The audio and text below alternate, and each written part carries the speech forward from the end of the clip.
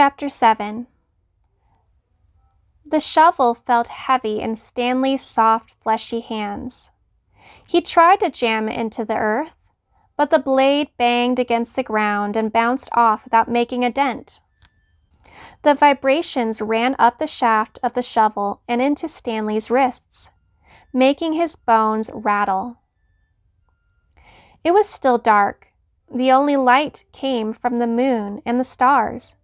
More stars than Stanley had ever seen before. It seemed he had only just gotten to sleep when Mr. Podensky came in and woke everyone up. Using all of his might, he brought the shovel back down onto the dry lake bed. The force stung his hands, but made no impression on the earth. He wondered if he had a defective shovel. He glanced at Zero, about 15 feet away, who scooped out a shovelful of dirt and dumped it on a pile that was already almost a foot tall. For breakfast, they'd been served some kind of lukewarm cereal. The best part was the orange juice. They each got a pint carton. The cereal actually didn't taste too bad, but it had smelled just like his cot.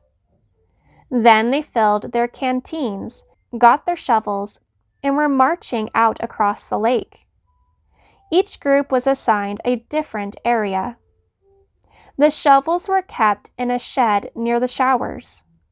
They all looked the same to Stanley, although X-Ray had his own special shovel, which no one else was allowed to use. X-Ray claimed it was shorter than the others, but if it was only by a fraction of an inch. The shovels were 5 feet long from the tip of the steel blade to the end of the wood shaft. Stanley's hole would have to be as deep as his shovel, and he'd have to be able to lay the shovel flat across the bottom in any direction. That was why X-Ray wanted the shortest shovel. The lake was so full of holes and mounds that it reminded Stanley of pictures he'd seen of the moon. "If you find anything interesting or unusual," Mr. Podensky had told him, "you should report it either to me or Mr. Sir when we come around with the water truck. If the warden likes what you found, you'll get the rest of the day off." "What are we supposed to be looking for?" Stanley asked him. "You're not looking for anything. You're digging to build character. It's just if you find anything, the warden would like to know about it." He glanced helplessly at his shovel. It wasn't defective. He was defective. He noticed a thin crack in the ground. He placed the point of his shovel on top of that, then jumped on the back of the blade with both feet. The shovel sank a few inches into the packed earth. He smiled. For once in his life, it paid to be overweight. He leaned on the shaft and pried up his first shovelful of dirt, then dumped it off to the side. Only 10 milli more to go, he thought, then placed the shovel back in the crack and jumped on it again. He unearthed several shovelfuls of dirt in this manner before it occurred to him that he was dumping his dirt within the perimeter of his hole. He laid his shovel flat on the ground and marked where the edges of the hole would be. 5 feet was awfully wide. He moved the dirt he'd already dug up out past his mark. He took a drink from his canteen. 5 feet would be awfully deep, too. The digging got easier after a while. The ground was hardest at the surface, where the sun had baked a crust about 8 inches deep. Beneath that, the earth was looser. But by the time Stanley broke past the crust, a blister had formed in the middle of his right thumb, and it hurt to hold the shovel. Stanley's great-great-grandfather was named Ilia Yelnets. He was born in Latvia. When he was 15 years old, he fell in love with Mira Menke. He didn't know he was Stanley's great-great-grandfather. Mira Menke was 14. She would turn 15 in 2 months, at which time her father had decided she would be married. Ilia went to her father to ask for her hand, but so did Igor Barkov, the pig farmer. Igor was 57 years old. He had a red nose and fat, puffy cheeks. "I will trade you my fattest pig for your daughter," Igor offered. "And what have you got?" Mira's father asked Ilia. "A heart full of love," said Ilia. "I'd rather have a fat pig," said Mira's father. Desperate, Ilia went to see Madame Zeroni, an old Egyptian woman who lived on the edge of town. He had become friends with her, though she was quite a bit older than him. She was even older than Igor Barkov. The other boys of his village liked to mud wrestle. Ilia preferred visiting Madame Zeroni and listening to her many stories. Madame Zeroni had dark skin and a very wide mouth.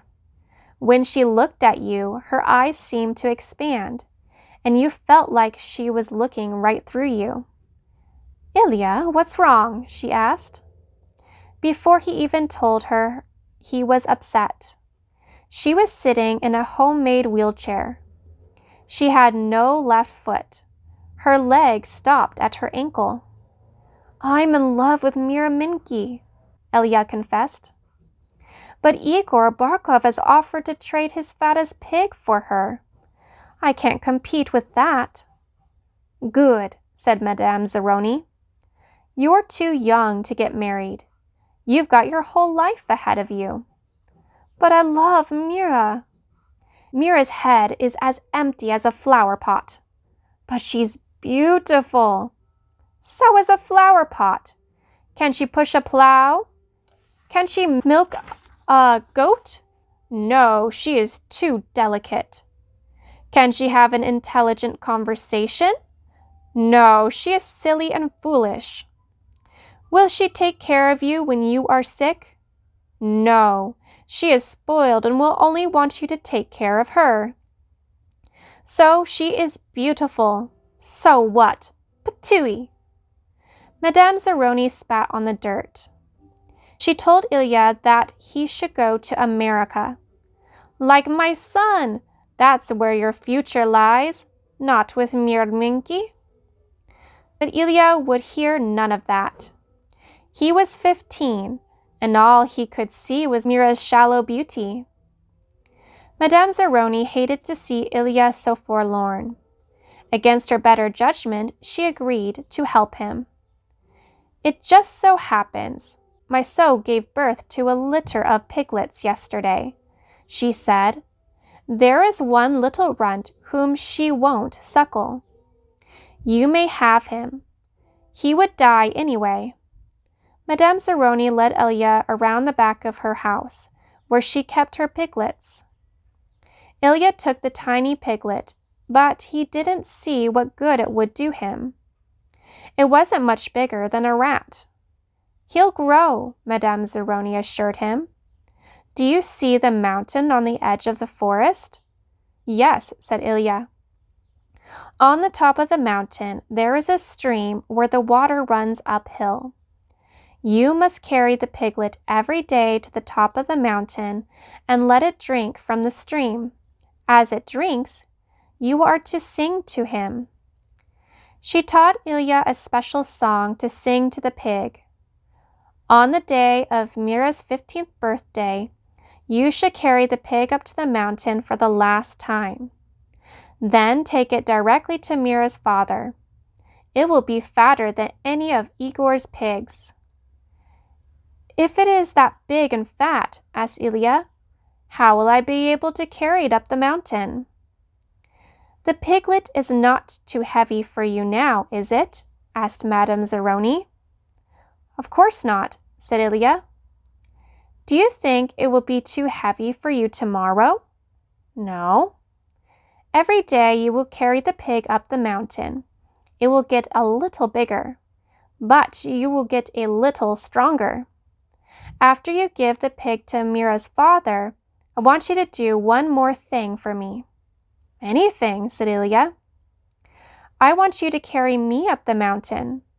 I want to drink from the stream, and I want you to sing the song to me." Ilia promised he would. Madame Zeroni warned that if he failed to do this, he and his descendants will be doomed for all of eternity. At the time, Ilia thought nothing of the curse. He was just a 15-year-old kid, and eternity didn't seem much longer than a week from Tuesday. Besides, he liked Madame Zeroni and would be glad to carry her up the mountain. He would have done it right then and there, but he wasn't yet strong enough. Stanley was still digging. His hole was about 3 feet deep, but only in the center. It sloped upward to the edges. The sun had only just come up over the horizon, but he already could feel its hot rays against his face. As he reached down to pick up his canteen, he felt a sudden rush of dizziness and put his hands on his knees to steady himself. For a moment, he was afraid he would throw up, but the moment passed. He drank the last drop of water from his canteen.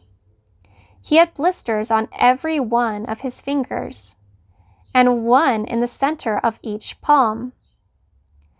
Everyone else's hole was a lot deeper than his. He couldn't actually see their holes, but could tell by the size of their dirt piles.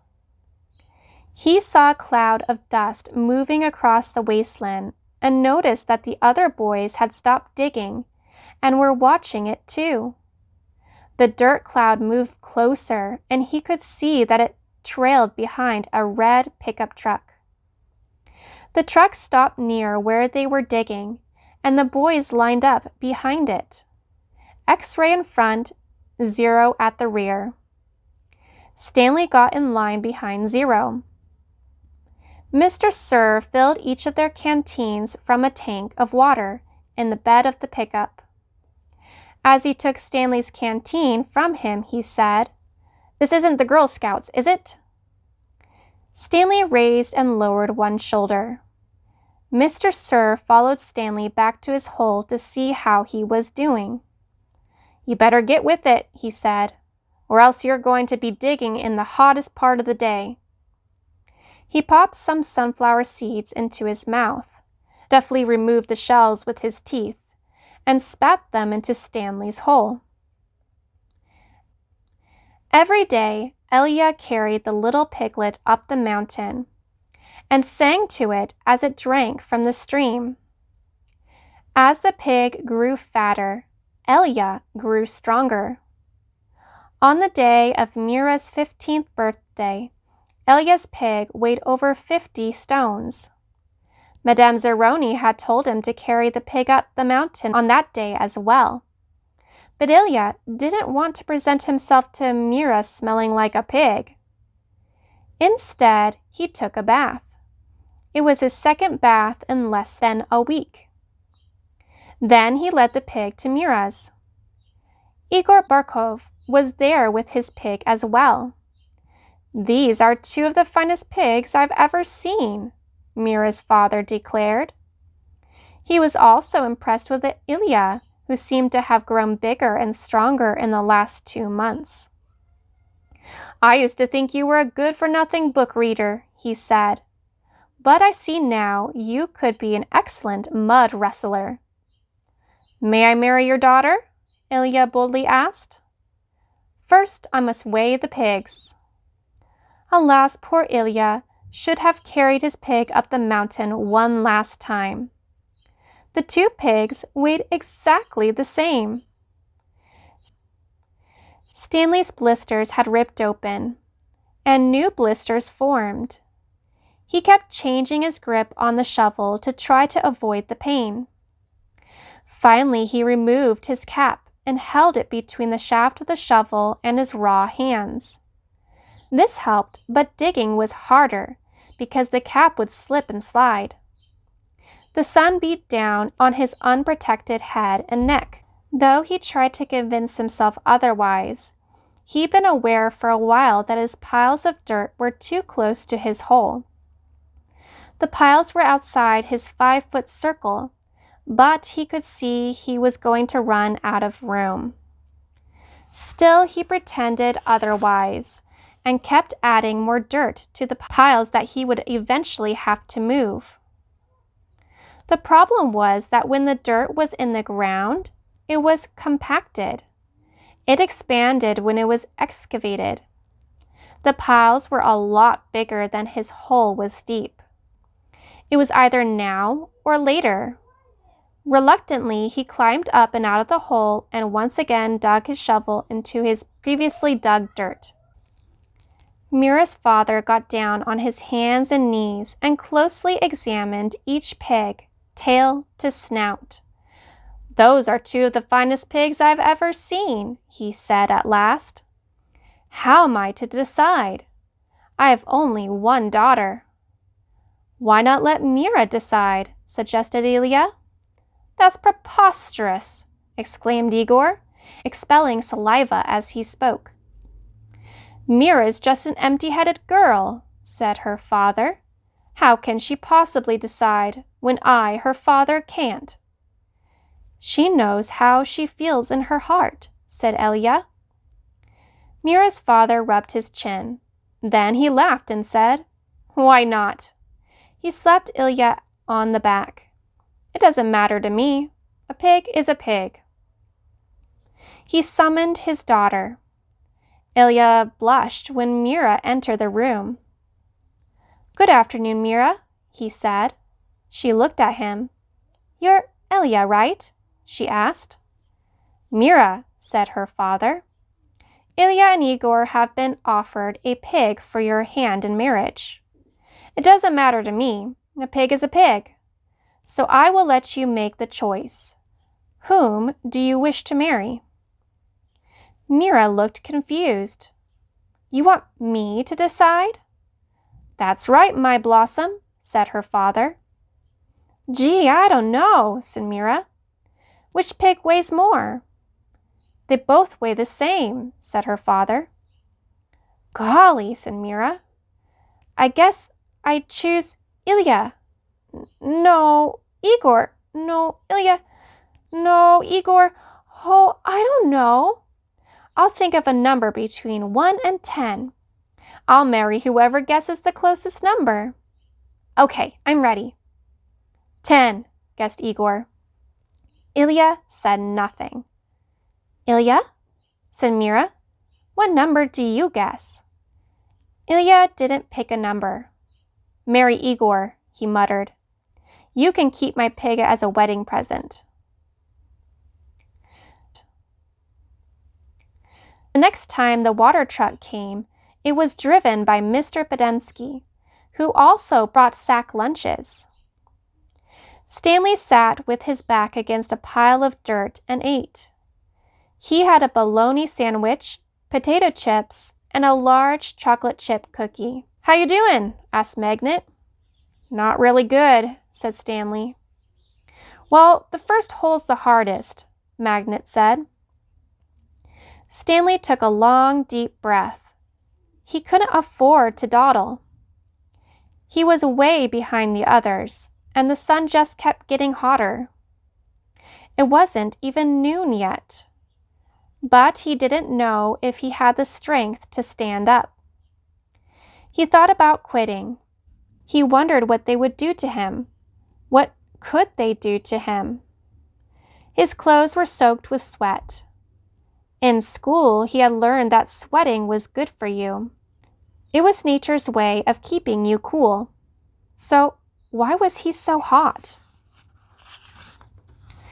Using his shovel for support, he managed to get to his feet. "Where are we supposed to go to the bathroom?" he asked Magnet. Magnet gestured with his arm to the great expanse around them. "Pick a hole. Any hole," he said. Stanley staggered across the lake, almost falling over a dirt pile. Behind him, he heard Magnet say, "But first, make sure nothing's living in it." After leaving Mira's house, Ilia wandered aimlessly through the town until he found himself down by the wharf. He sat on the edge of the pier and stared down into the cold, black water. He could not understand how Mira had trouble deciding between him and Igor. He thought she loved him. Even if she didn't love him, couldn't she see what a foul person Igor was? It was like Madame Zeroni had said. Her head was as empty as a flower pot. Some men were gathering on another dock, and he went to see what was going on.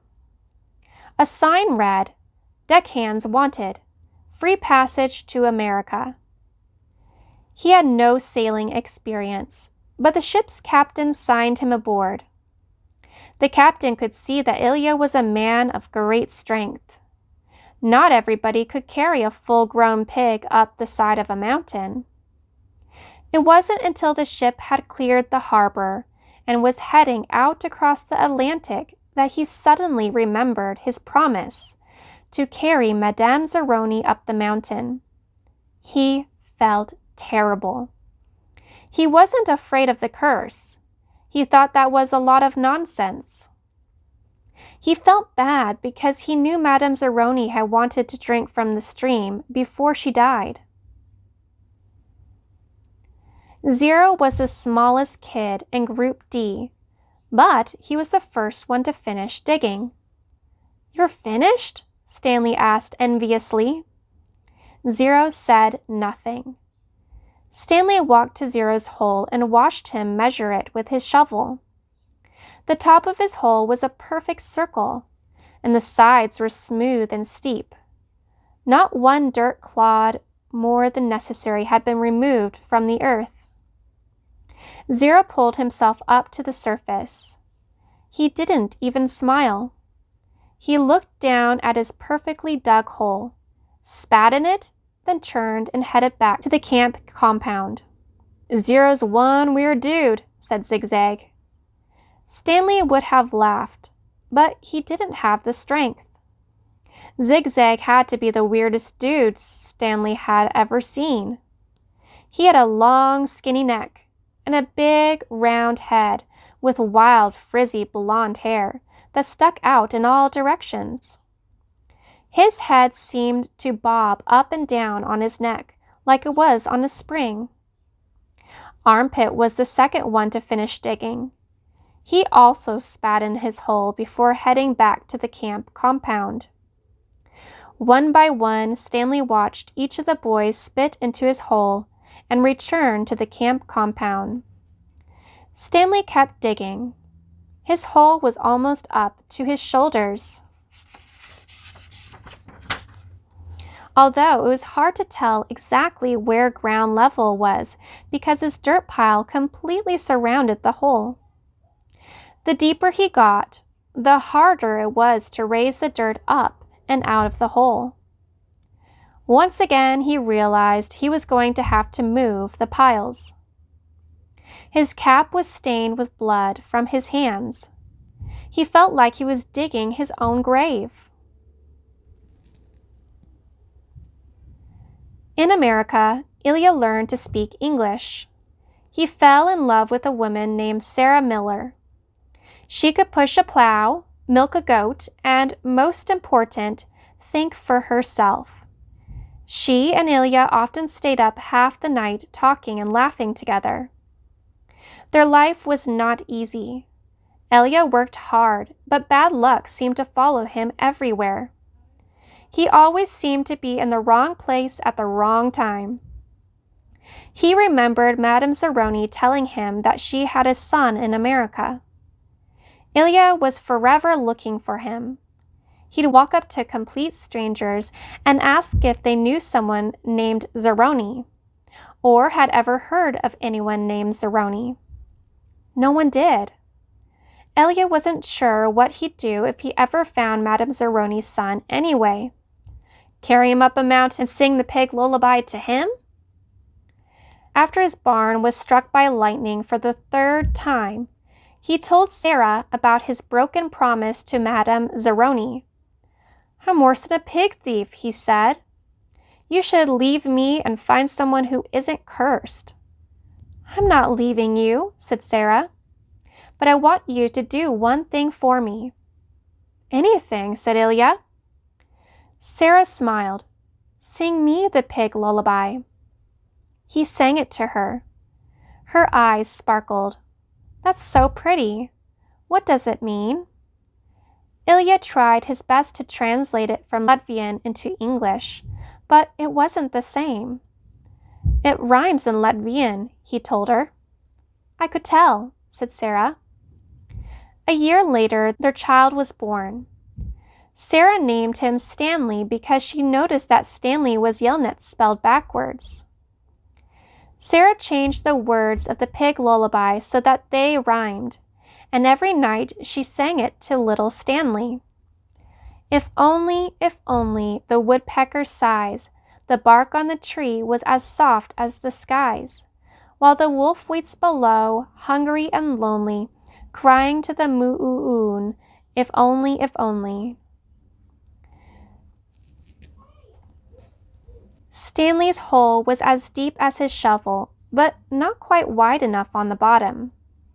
He grimaced as he sliced off a chunk of dirt, then raised it up and slung it onto a pile. He laid his shovel back down on the bottom of his hole, and to his surprise, it fit. He rotated it and only had to chip off a few chunks of dirt, here and there, before it could lie flat across his hole in every direction.